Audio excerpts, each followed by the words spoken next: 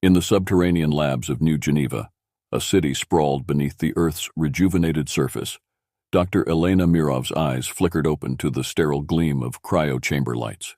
The cold fog of her breath mingled with the vapor curling out from her suspended animation pod as it hissed open. Her mind, still tangled in the threads of a decade-long slumber, struggled to piece together the fragments of her last conscious moment. The moment she had agreed to the cryogenic preservation, to halt the aggressive progression of a rare neural disorder using her own experimental treatment. The lab was unnaturally quiet. The usual hum of machines and the distant echoes of technicians were absent. As her senses sharpened, the stillness grew more pronounced, a stark contrast to the bustling activity she remembered from 10 years ago, when her groundbreaking work on neurocybernetics was deemed essential for Earth's defense. She staggered out of the pod, her limbs weak but rapidly regaining strength thanks to the advanced revival protocols she had helped develop. Dr. Mirov found a digital mirror and examined her reflection. Her face showed little sign of aging thanks to the cryopreservation, but her eyes betrayed a depth of weariness. She quickly dressed in the utilitarian uniform that hung by her chamber, her hands automatically reaching for the familiar fabric, even as her mind raced to catch up with her situation. Exiting the chamber, she encountered a world dramatically changed. The walls, once bright with interactive screens and scientific data, were now adorned with stark military insignia and propaganda posters, urging unity and resilience against a cosmic threat. The soft blue lights were replaced with harsh red ones, indicating a continual state of alert. As she moved through the corridors, her access card still allowed her passage, though she noticed new security measures had been installed. Retina scanners and armed guards in black uniforms. At the central command room, she was met by an old colleague, Lieutenant Commander Raj Patel, who had aged visibly. "Elena, you're awake," he said, his voice a mixture of relief and concern. "We needed you back. The situation has escalated far beyond our projections." "What's happened, Raj?" she asked, her voice steady despite the swirling confusion. "Why was I awakened now?" Raj led her to a viewing screen showing a holographic map of the galaxy. Points of light indicated human and alien territories, with several areas blinking ominously in red. "The Zeta Reticuli star system. They responded to our mining expeditions more aggressively than we anticipated. We are on the brink, Elena. And your work, the Human Battleships project, it's at the forefront now." Dr. Mirov felt a chill that had nothing to do with her recent emergence from cryosleep. The human battleships were her creation, genetically and cybernetically enhanced soldiers, designed to endure the rigors of space combat without the need for extensive life support. They were intended as a deterrent, never to be unleashed. "But I designed them for defense," she protested, her voice barely a whisper. Raj sighed, his face grim. "Defense, offense, it's all the same in war. The military has taken your research and expanded it. They are preparing for full deployment." The weight of his words settled heavily on her shoulders. Dr. Mirov knew she had to see the results of her work, to understand fully what her creations had become under the guise of necessity. Her mind was clear. She had to find a way to stop them, to prevent her work from becoming the harbinger of destruction she had always feared it would be. As she followed Raj to the deep levels where her creations were housed, Dr. Mirov steeled herself for the confrontation with her own legacy, now twisted into a form she might barely recognize. The war, it seemed, had just begun. The sprawling auditorium beneath the United Earth government's central complex was filled with a tense atmosphere as leaders from across the human colonies gathered. Dr. Elena Mirov, escorted by Raj Patel, entered just as the emergency session convened, her presence causing a stir among the assembled officials and military personnel. She was, after all, the mind behind the human battleships, bio-engineered titans whose deployment could change the course of the war. The chamber buzzed with the low murmur of anxious delegates and the soft clicks of communication devices. At the head of the room, the President of the United Earth Government, Maria Velasquez, called the session to order with a firm tap of her gavel. "Ladies and gentlemen," President Velasquez began, her voice resonating with calm authority, We are here to discuss the deployment of a new class of weapon that promises significant strategic advantage in our conflict with the Zeta Reticuli. However, this comes with considerable ethical implications. General Hark, the Chief of Defense, was the first to speak. A man with a stern countenance and a reputation for his unwavering stance on military matters, he approached the podium with confident strides.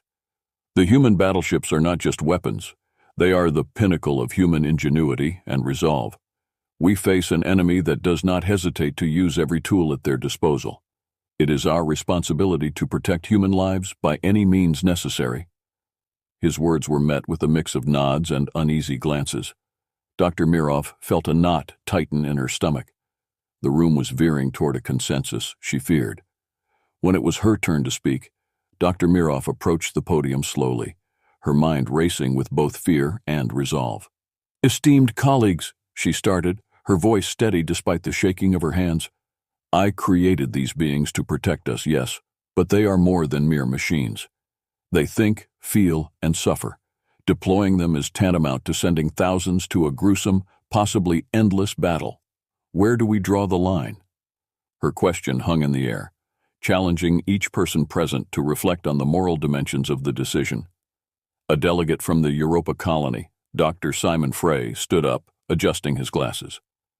Dr. Mirov raises a crucial point. The ethical cost of using such a weapon could undermine our very humanity. What message are we sending if we use these sentient beings as fodder? The debate grew heated, with points being argued on both tactical effectiveness and moral boundaries. General Hark rebutted, "Our primary duty is to ensure the survival of our species. These human battleships were developed for this purpose, to be our shield and sword. Not to use them would be a failure to protect our citizens." As the arguments swirled around her, Dr. Mirov realized that this was more than a military decision. It was a pivotal moment for human civilization. Would they choose to walk a path defined by fear and aggression, or one guided by ethical principles? President Velasquez finally called for a vote, recognizing the gravity of the decision. "We stand at a crossroad," she declared. "Let us choose the path that we can walk with our heads held high, knowing we did not compromise our values." As the votes were cast, Dr. Mirov watched, knowing her next actions would depend heavily on this decision. She had already decided she could not stand idly by if her creations were to be used as weapons. Regardless of the outcome, she knew her fight would not end in this auditorium. As the auditorium emptied following a contentious but inconclusive vote, the air was thick with tension and unresolved debates. Dr. Elena Mirov felt a heavy sense of foreboding as she navigated through the crowd, her mind racing with thoughts of her creations and the potentially devastating role they could play in the war. Just as she reached the entrance, a hand gently touched her elbow, pulling her aside into a dimly lit alcove. Standing before her was a tall figure shrouded in the shadows, a man she recognized instantly, despite the years. Dr. Liam Cortez, a former colleague and noted ethicist, who had disappeared from public view after opposing the militarization of scientific research. His face, once youthful and vibrant, now bore the marks of a man burdened with secrets. "Elena," he whispered, his voice urgent, "I need to speak with you urgently. Follow me, please." Curiosity piqued, and sensing the gravity of his tone, Dr. Mirov nodded and followed him through a series of back corridors until they reached a secluded room. Inside, several people were gathered around a holographic table displaying various data streams and covert communication links. The room was a hub of clandestine activity, buzzing with a quiet intensity. Dr. Cortez introduced the group as members of the Order of Gaia, a secret faction within the government committed to ensuring that technological advancements, especially those capable of massive destruction, were used ethically and with restraint. "We've been watching the developments of your human battleships project with great concern," Dr. Cortez explained. "We believe that deploying these beings would not only be a moral disaster, but could escalate the conflict to an irreversible point. We need your help, Elena." The gravity of the situation sank in as Dr. Mirov looked around the room, meeting the eyes of others who shared her concerns. These were scientists, strategists, and even a few high-ranking military officials, who all seemed determined to change the course of the impending war. "What do you need from me?" Dr. Mirov asked, her voice firm with resolve. "We've been working on a way to neutralize the battleships without causing harm to them," a technical expert named Aisha Khan explained, gesturing to the screens filled with code and schematics. "We have access to their control systems, but we lack the intimate knowledge of their neural interfaces that only you possess." Dr. Mirov understood the implications immediately. They needed her to help create a virus that could disable the battleship's combat functions while preserving their consciousness, effectively preventing them from being used as weapons without killing them. "It's risky," Dr. Cortez added, "but it's the only way we see to prevent a full-scale deployment and possibly save countless lives, both human and otherwise." After a moment of heavy consideration, Dr. Mirov nodded in agreement. "I'll do it. It's why I was awakened, isn't it? Not just to witness my creations being misused, but to stand up for what I believe is right." The team spent the next hours devising a plan, pooling their expertise to craft a sophisticated cyber attack that could be launched discreetly. Dr. Mirov worked closely with Aisha, integrating her deep understanding of the neural architecture with the technical sabotage needed to make the virus effective. As the plan took shape, Dr. Mirov felt a renewed sense of purpose. This was more than just a mission. It was a stand for the soul of humanity. With each line of code, she was not just hacking into a system, but weaving her conviction into the very fabric of what might be her greatest contribution to the war, a contribution not of destruction but of peace. Under the cloak of darkness, the narrow, seldom used service tunnels beneath the military's central command center became the veins through which Dr. Elena Mirov and members of the Order of Gaia moved silently.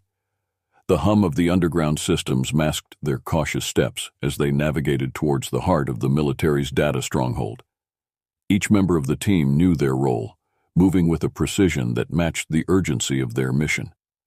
Dr. Mirov carried with her a compact, secure datapad loaded with the virus they had crafted. It was designed to infiltrate the human battleship's neural networks and disable their combat protocols while preserving their core consciousness. Aisha Khan, who was responsible for the final programming of the virus, whispered last-minute adjustments to Dr. Mirov as they approached the high-security area. "This has to work," Aisha murmured, handing over an encryption bypass scanner that looked like any other maintenance tool. "Once we're inside the mainframe room, it'll be up to you to find the right access point. I've mapped it out, but the system is always updating its security protocols." They reached the entrance to the mainframe room, guarded by biometric security measures far more advanced than those in other sectors. Using a stolen security badge and the bypass scanner, they managed to deceive the system into granting them access. The door slid open with a soft hiss, revealing rows of servers emitting a dull blue light, pulsating like the heartbeat of the military's digital operations.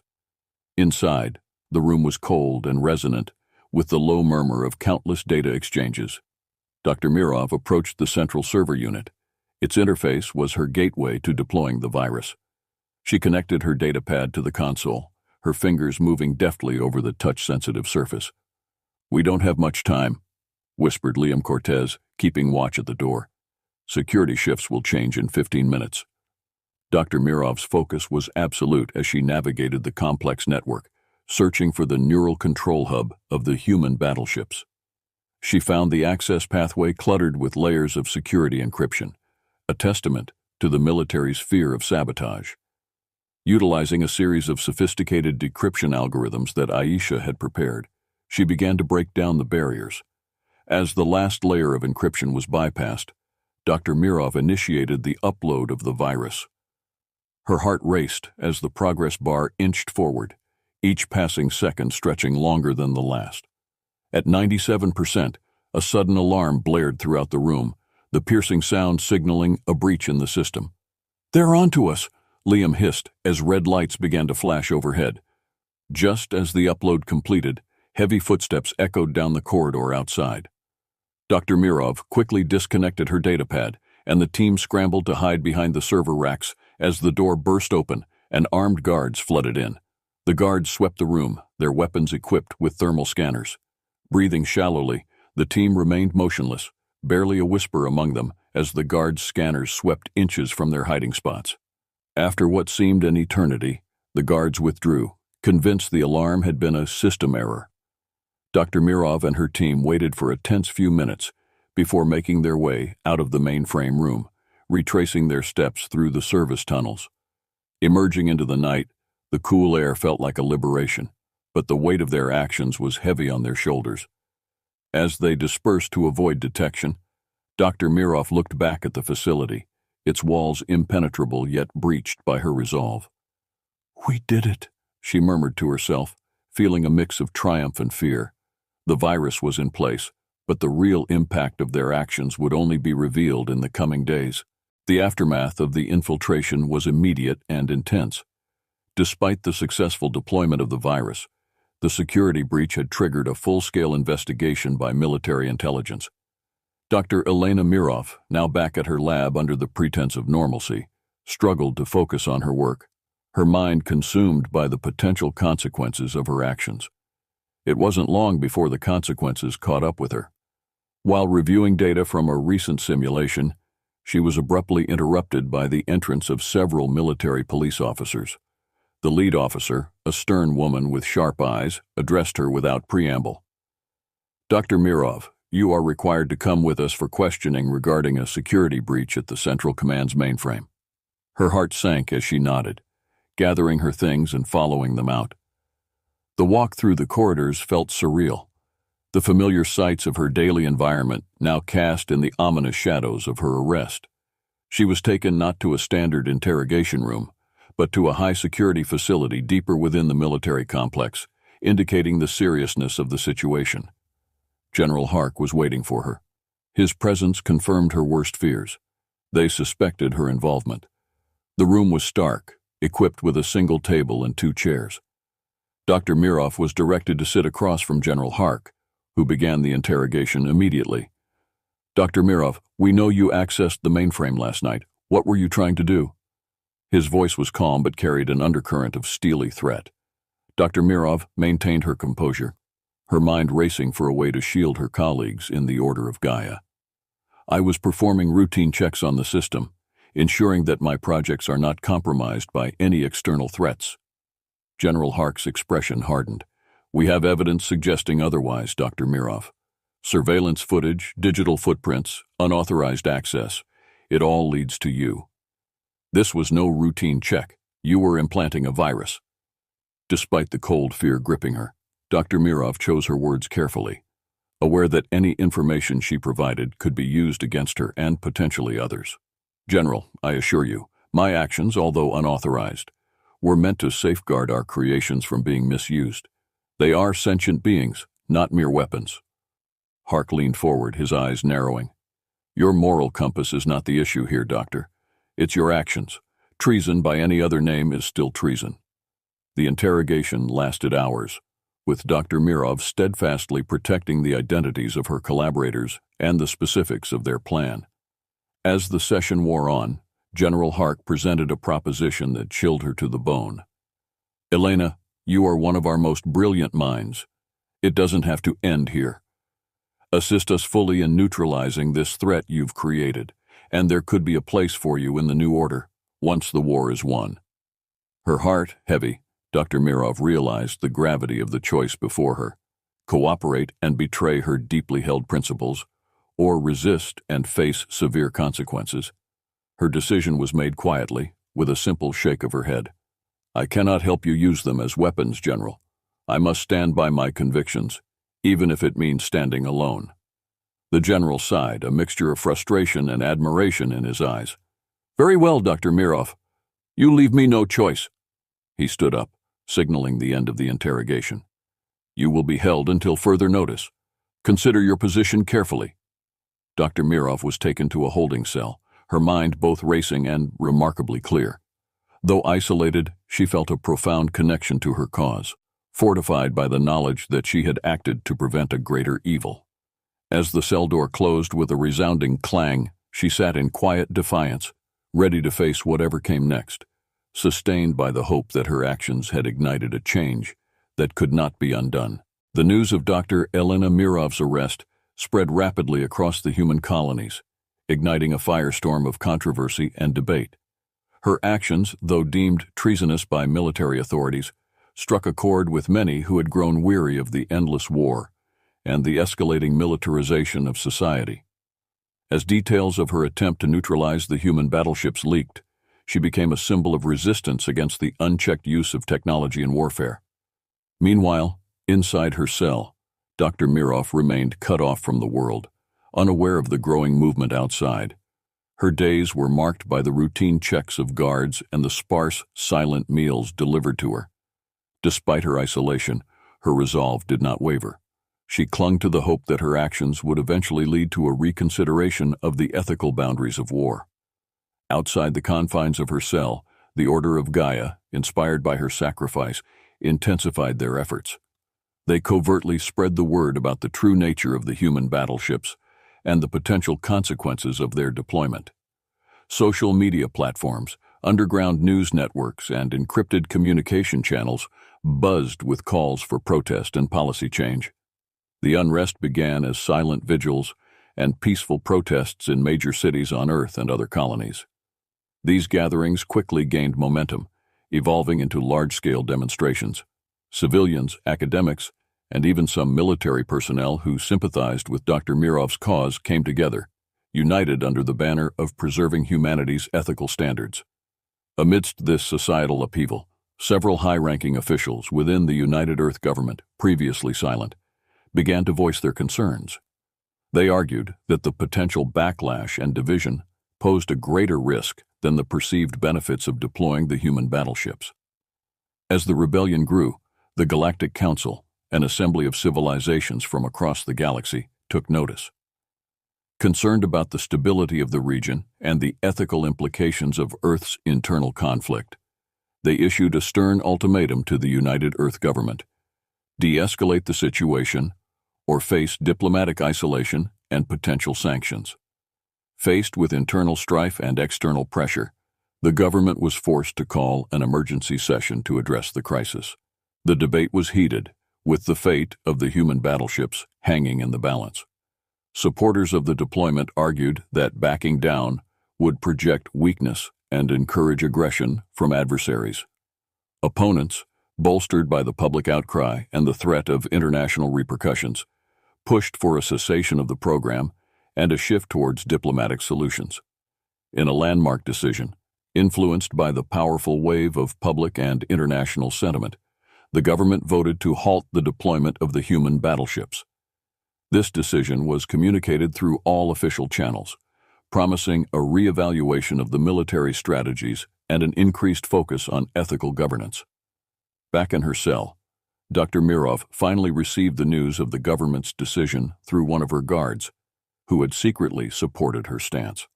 Overwhelmed with relief and gratitude, she felt a profound sense of validation for her actions, knowing that her sacrifice had ignited a crucial dialogue about humanity's path forward. The rebellion, while successful in averting an immediate crisis, had sparked a broader movement aimed at redefining the principles on which human society would govern itself in the cosmos. Dr. Mirov, still confined but now fueled by a sense of hope, prepared herself for the next phase of her journey, turning her moral victory into a lasting legacy.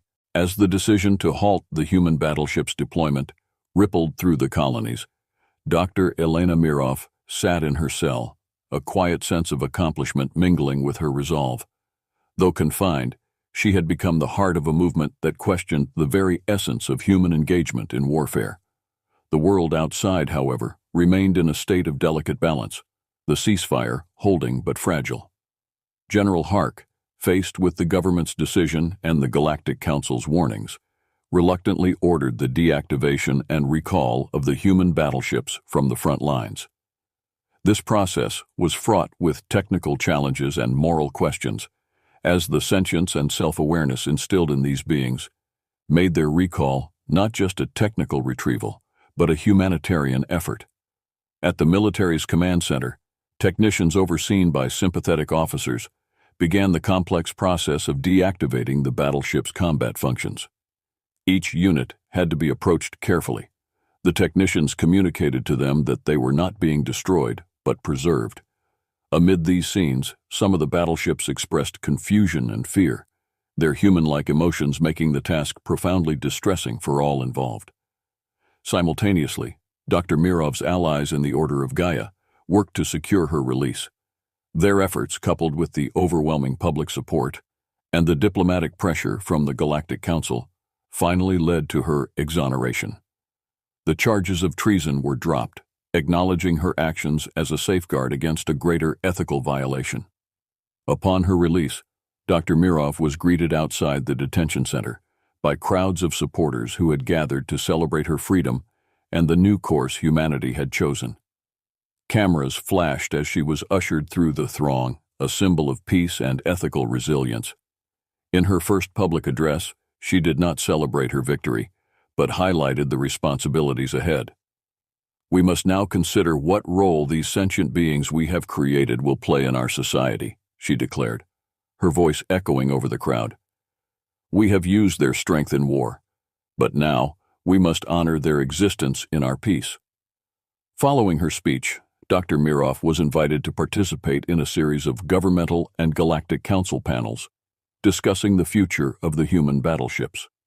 These discussions centered on reintegration strategies, focusing on how to employ their capabilities in construction, exploration, and other non-combatant roles beneficial to society. Meanwhile, peace talks initiated between Earth and Zeta Reticuli began to make tentative progress. The presence of human battleships at these talks, now as ambassadors of peace rather than weapons of war, served as a powerful symbol of Earth's commitment to change.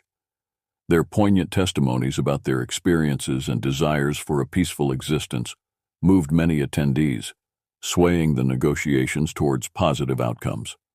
As the talks concluded with agreements on mutual disarmament and cooperative exploration, Dr. Mirov watched from the sidelines, her thoughts on the long journey ahead. The peace was still new, fragile, like the first bloom of spring after a harsh winter, but it held the promise of a warmer season. In this new beginning, Dr. Mirov's role shifted from that of a creator of warriors to a guardian of peace, a transition that she embraced with humility and determination.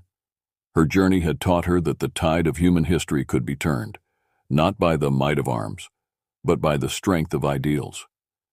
As she prepared to leave the conference hall, she felt not just the weight of her past actions, but the potential of a future built on the principles she had fought so hard to uphold. In the aftermath of the peace talks, the world stood on the brink of a new era. Dr. Elena Mirov, once a pioneer in military science, now found herself at the forefront of a global effort to redefine human interaction with technology. The Galactic Council had appointed her to lead an advisory board tasked with integrating the sentient human battleships into society as equals, a role she accepted with a mixture of pride and humility. The work began with the establishment of the Human Battleship Integration Initiative, HBII, headquartered in New Geneva. The facility, once a hub for military advancements, was transformed into a center for education and integration, where battleships could learn about and choose their paths in this new world. Dr. Mirov oversaw the creation of programs tailored to help these unique beings adapt. There were vocational training courses, psychological support services, and legal workshops to help them understand their rights and responsibilities within human society. She worked closely with ethicists, psychologists, and legal experts to ensure that every aspect of the integration was handled with respect and care. Meanwhile, across the colonies, the public's perception of the battleships began to shift.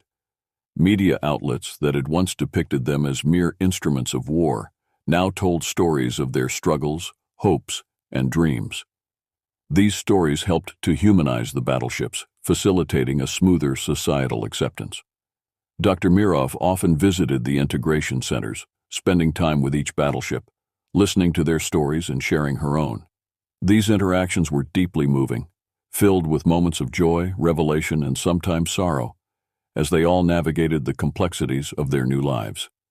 In one poignant session, A battleship named Orion expressed his desire to explore the stars, not as a warrior, but as a scientist.